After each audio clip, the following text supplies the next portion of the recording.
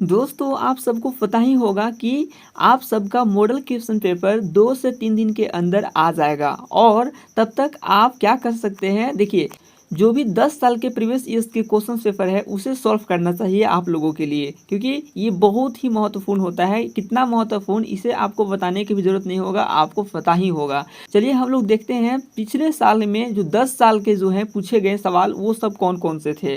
तो इसका पार्ट 1 हमने बना दिया था कल ही, और कल ही अपलोड कर दिया गया था। उसको अगर आप नहीं देखे हैं तो आप देख सकते हैं, वीडियो के डिस्क्रिप्शन में मिल जाएगा आपको उसका लिंक, जहां से आप देख सकते हैं। तो चलिए हम शुरू करते हैं। तो क्वेश्चन नंबर 21 तक उधर हमने उसी वीडियो में बताया था। तो क्वेश्चन नंबर 22 से हम लोग देखते हैं पार्ट 2 में। देखिए यहाँ क्वेश्चन है, मानव नेत्र के उस भाग का नाम लिखिए जिस पर किसी वस्तु का प्रतिबिंब बनता है। मानव नेत्र के उस भाग का नाम जिस पर किसी भी वस्तु का प्रतिबिंब बनता है। ठीक है, तो वो है दृष्टिपटल यानी रेटिना। देखिए दृष्टिपटल रेटिना दोनों एक ही को कहते हैं। कठोर जल को मृदु बनाने में किस सोडियम यौगिक का उपयोग किया जाता है। कठोर जल को मृदु बनाने के लिए किस सोडियम यौगिक का उपयोग किया जाता है, तो वो सोडियम कार्बोनेट है। सोडियम कार्बोनेट का उपयोग किया जाता है कठोर जल को मृदु बनाने के लिए। तो यहाँ पे है, तांबा एवं जस्ते की मिश्र धातु का नाम क्या है। तो इसका नाम होता है पीतल। तांबा और जस्ते की बना हुआ, मतलब तांबा और जस्ते से बना हुआ एक मिश्र धातु, तो है पीतल। यहाँ पे है, प्रोटीन के यौगिक के संश्लेषण के लिए कौन सा तत्व अनिवार्य है। प्रोटीन के यौगिक के संश्लेषण के लिए कौन सा तत्व का जरूरी पड़ता है, तो वो होता है एनिमो अम्ल। इसका जरूरत पड़ता है क्योंकि यही प्रोटीन को क्या करता है, संश्लेषित करता है, इसे पचाता है। इसमें है, समान जीन संरचना वाले जीवों को क्या कहते हैं। जो समान जीन संरचना वाले जीव होते हैं उसे क्या कहते हैं, तो वंश कहते हैं, वंश। ठीक है, यहाँ है, गुणसूत्र XY और XX किन नामों से पाए जाते हैं। जैसे कि यहाँ मानव में 2 गुणसूत्र होते हैं, कौन कौन से होते हैं, X और Y। तो यहाँ पे जो पहला है XY, ये किस में पाए जाते हैं, तो XY पुरुष में पाए जाते हैं और XX महिला में पाए जाते हैं। अब यहाँ 2016 में पूछे गए वो प्रश्न, तो यहाँ पे कौन सा है, देख सकते हैं क्वेश्चन में क्या है, किस दर्पण से आप चाहे कितनी ही दूरी पर खड़े हो आपका प्रतिबिंब सदैव सीधा प्रतीत होता है। संभवत दर्पण है। वो कौन सा दर्पण है जिसमें आप कितनी भी दूरी पे क्यों नहीं खड़े रहे लेकिन आपका प्रतिबिंब सदैव हमेशा सीधा बनेगा, तो वो होता है उत्तल दर्पण। उत्तल दर्पण में जो प्रतिबिंब बनता है वो सीधा बनता है हमेशा। इसमें है, व्यंजक चूर्ण का रासायनिक सूत्र लिखिए। व्यंजक चूर्ण का रासायनिक सूत्र, तो व्यंजक चूर्ण का रासायनिक सूत्र क्या होता है, CaOCl2। ये होता है व्यंजक चूर्ण का सूत्र। इसमें है, इस्पात में कौन सी धातु उपस्थित रहती है। जो इस्पात होती है उसमें कौन सी धातु रहती है, तो इस्पात में कार्बन रहती है। ये कार्बन हो गया। यहाँ है, प्रकाश के परावर्तन के कितने नियम होते हैं। प्रकाश परावर्तन के कितने नियम होते हैं, तो वो होते हैं 2। ये देखिए 2 होते हैं। पराग नलिका का बीजांड की ओर वृद्धि करना किस प्रकार की अनुवर्तन है। देखिए पराग नलिका का बीजांड की ओर वृद्धि करना किस प्रकार की अनुवर्तन है, तो वो है रसायन का अनुवर्तन। ठीक है, रसायन का अनुवर्तन। यहाँ पे है, एकल जीव प्लाज्मोडियम में किस विधि द्वारा जनन होता है। तो प्लाज्मोडियम में बहुखंडन विधि द्वारा जनन होता है, जिसको विभाजन भी कह सकते हैं। चिपको आंदोलन का संबंध गढ़वाल के किस गांव से है, तो खेजरी गांव से है वो। ठीक है, खेजरी गांव से चिपको आंदोलन 2015 में पूछा गया। एक दर्पण की फोकस दूरी 10 सेमी है, तो दर्पण की वक्रता त्रिज्या ज्ञात कीजिए। यानी इसका R निकालना है, F दिया गया है। तो देखिए R यहाँ पे आपको निकालना है, तो R बराबर क्या होता है, यहाँ पे होता है 2F। तो देखिए यहाँ पे फोकस दूरी मतलब ये F दिया गया है आपको 10, तो क्या करेंगे 2 का 2 और F का कितना 10, तो गुना कर देंगे, कितना हो जाएगा 10 दूनी 20। तो यहाँ इसलिए है R बराबर 20 सेमी। तो आपका ये हो गया। ये देखिए, किसी उदासीन विलयन का पीएच मान क्या होता है। किसी उदासीन विलयन का पीएच मान क्या होता है, तो पीएच मान कितना 7 होता है, याद रखिएगा 7। यहाँ पे है, तांबा और टीन की, यहाँ टीन होगा, टीन की मिश्र धातु का नाम क्या है? तो वो होता है कांसा। ठीक है, तांबा और टीन के बना हुआ मिश्र धातु का क्या होता है? कांसा कहते हैं। एड्रिनलिन हार्मोन किस अंग पर सीधे कार्य करता है? तो वो रुधिर है, रुधिर मतलब रक्त, खून। किस विशिष्ट अनुवांशिक पदार्थ के अंदर प्रोटीन संश्लेषण की सूचनाएं कूटबद्ध रहती है? तो वो डीएनए होता है, डीएनए में होता है। ठीक है। वन प्रबंधन में जन भागीदारी का एक उदाहरण दीजिए। वन प्रबंधन में जन भागीदारी का एक उदाहरण तो क्या है? अराबाड़ी का सालवन। ठीक है, ये होगा आपका आंसर। 2014 में देखिए इसमें कौन कौन से क्वेश्चन है। गोलीय दर्पण की फोकस दूरी f और वक्रता त्रिज्या r के बीच संबंध को लिखिए। तो देखिए फोकस दूरी वक्रता त्रिज्या की आधी होती है। आप जानते हैं कि फोकस दूरी वक्रता त्रिज्या की आधी होती है। यही चलते होता है f बराबर r/2। ठीक है, ये हो गया आपका आंसर। यहाँ पे है धोने का सोडा का रासायनिक सूत्र लिखिए। धोने का सोडा का रासायनिक सूत्र क्या होता है? वो होता है Na2CO3 इंटू 10H2O। आप इसको ऐसे भी लिख सकते हैं Na, ठीक है, 2CO3 इंटू 10H2O। ये होता है आपका धोने का सोडा का रासायनिक सूत्र। यहाँ पे है एक ऐसी अधातु का नाम लिखिए जो गैसीय अवस्था में पाई जाती है। तो वो है sodium chloride NaCl, sodium chloride, जिसे नमक कहते हैं। यहाँ पे है अवतल लेंस के चश्मे का उपयोग करके किस दृष्टि दोष को दूर किया जाता है? तो अवतल लेंस का उपयोग कौन सा दोष को दूर करने के लिए किया जाता है? निकट दृष्टि दोष का। तो निकट दृष्टि दोष ये हो गया आपका सही। और यहाँ पे क्वेश्चन है मानव की सामान्य दृष्टि के लिए दूर बिंदु नेत्र से कितनी दूरी पर होते हैं? मानव की सामान्य दृष्टि के लिए, ठीक है, नेत्र से कितनी दूरी पर होता है वो? तो देखिए 25 सेंटीमीटर होना चाहिए, राइट। 25 सेंटीमीटर होता है दूरी पे वस्तु, तब जाकर स्पष्ट दिखाई देता है। ये पिछला बार भी बहुत बार ये पूछा है क्वेश्चन। ठीक है। सूर्योदय के समय सूर्य किस रंग का प्रतीत होता है? देखिए सूर्योदय के समय सूर्य कैसा प्रतीत होता है? तो लाल रंग का, यानी इसे रक्ताभ भी कह सकते हैं, लाल रंग। यहाँ पे है लेंस की क्षमता का एसआई मात्रक लिखिए। लेंस की क्षमता का एसआई मात्रक हम बता रहे हैं, ये सब बार बार पूछा गया है एग्जाम में। ये होता है डायोप्टर, इसको डी से भी लिखते हैं, बड़ा डी, डायोप्टर। ये है साधारण लवण का रासायनिक नाम व सूत्र लिखिए। देखिए साधारण लवण मतलब NaCl, सोडियम क्लोराइड कहते हैं, जैसे कि नमक वही है। क्वेश्चन नंबर 49 में है एक ऐसी अधातु का नाम लिखिए जो कमरे के ताप पर द्रव्य होती है। तो ऐसी अधातु जो कमरे के ताप पर द्रव्य होती है तो वो होती है ब्रोमीन। ये अधातु है, ये याद रखेंगे। और धातु होता है वो पारा। ये क्वेश्चन में है प्रकाश के अपवर्तन के कितने नियम होते हैं? तो प्रकाश के अपवर्तन के कितने नियम होते हैं? तो प्रकाश के अपवर्तन के 2 नियम होते हैं, इसलिए यहाँ पे 2 है।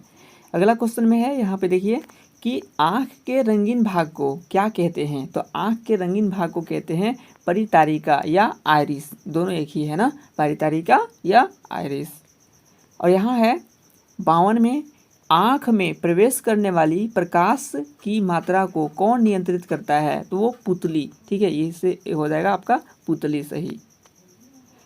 यहाँ पे देखिए रेटिना से जुड़े 2 तंतुओं का नाम बताइए। रेटिना से जुड़े 2 तंतुओं का नाम बताएं। तो क्या है? इपिलिथियम सेल या रॉड सेल, ये दोनों है। ठीक है, इसको आप ऐसे बोलते हैं ऑप्टिक नर्व या कोन सेल। ठीक है। यहाँ क्वेश्चन है Ca4 इंटू 1/2 H2O का सामान्य नाम क्या है? देखिए तो इसका होता है प्लास्टर ऑफ पेरिस। ठीक है, तो यहाँ हो जाएगा प्लास्टर ऑफ पेरिस हो जाएगा ये। यहाँ पे है वाहनों के अग्रदीपों में किस दर्पण का उपयोग किया जाता है? तो वाहन के अग्रदीपों में अवतल दर्पण का उपयोग किया जाता है, अवतल दर्पण। ये हो गया आपका आंसर। इसमें है थायरॉक्सिन के श्रवण में कौन तत्व आवश्यक है? थायरॉक्सिन के श्रवण के लिए कौन सा तत्व आवश्यक होता है? तो होता है आयोडीन यानी नमक। एक ऐसे जीव का नाम बताएं जिसमें द्विखंडन विधि द्वारा जनन होता है। ऐसे जीव जिसमें द्विखंडन विधि द्वारा जनन होता है तो होता है अमीबा। ये हो जाएगा अमीबा आपका सही।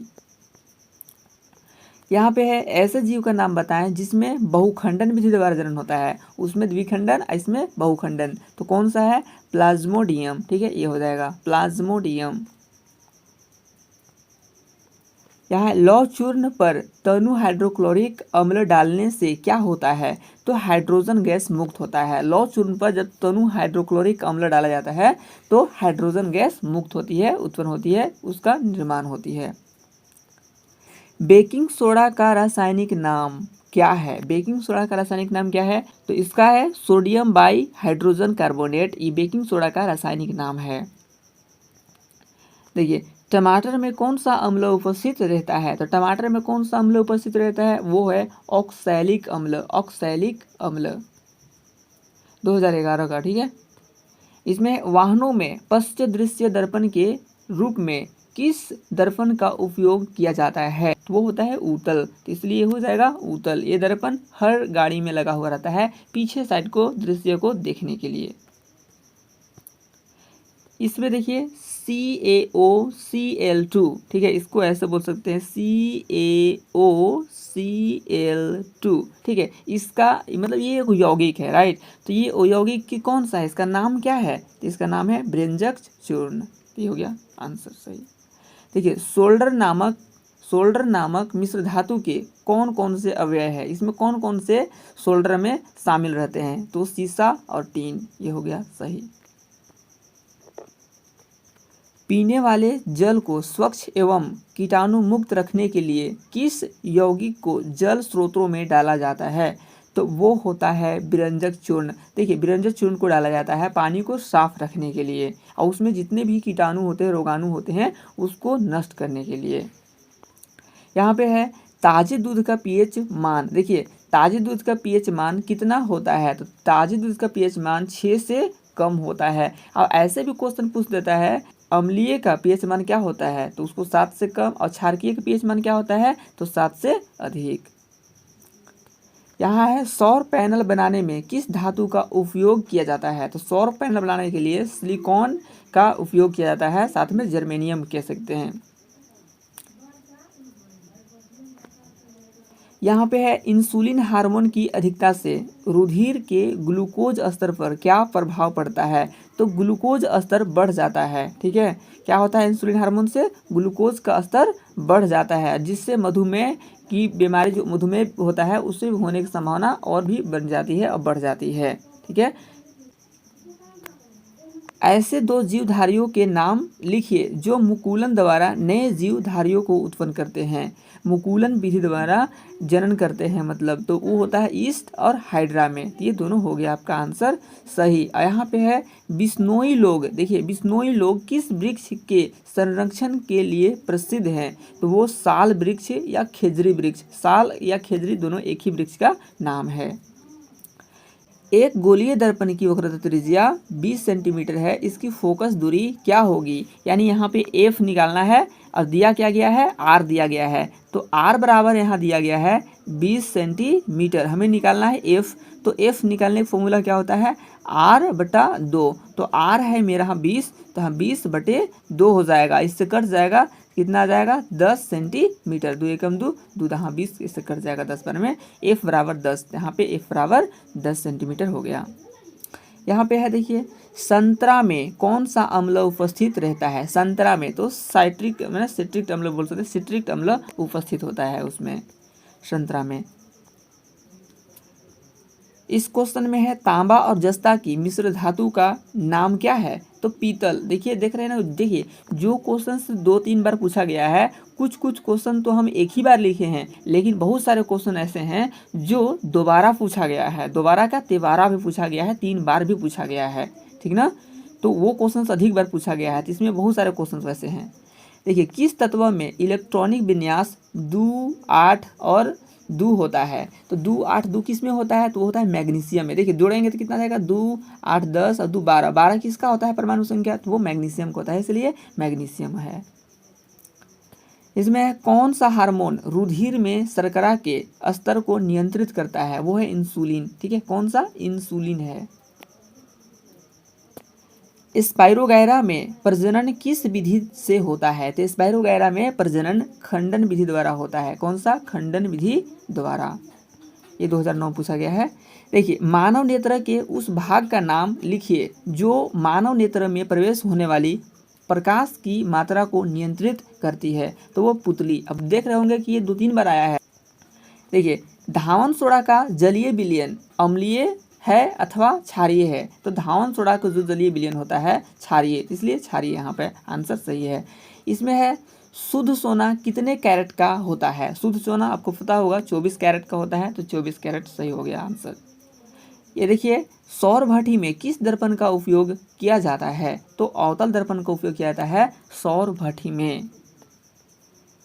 यहाँ पे है किसी कार का अग्रदीप किस दर्पण का बना होता है? किसी कार का अग्रदीप किस दर्पण का बना होता है? तो बना होता है अवतल दर्पण का। ये हो गया सही।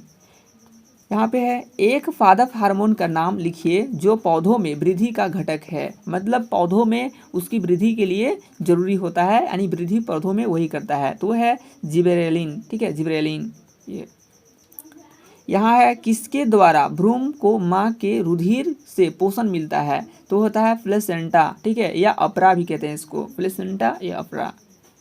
यहाँ पे जैव विविधता का विशिष्ट स्थल क्या है? तो वो होता है वन। जैव विविधता का, ठीक है, विशिष्ट स्थल वन होता है।